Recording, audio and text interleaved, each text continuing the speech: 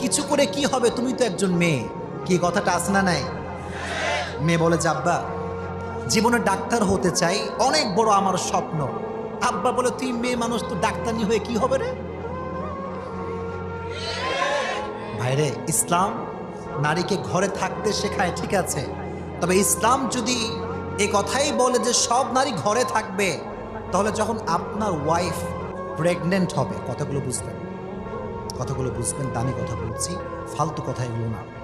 আমি হুজুর, for example আমার ওয়াইফ প্রেগনেন্ট, আমি যখন কোনো হসপিটালে যাব, যদি সিজার করতে হয় বাই চান্স, একদম সিরিয়াস অবস্থা, ফর এক্সাম্পল বলছি, আমি একজন হুজুর মানুষ, আপনি একজন হুজুর মানুষ, আপনি কি কখনো আপনার স্ত্রীকে গায়রে মাহরাম পুরুষের হাতে তুলে দিতে পারবেন?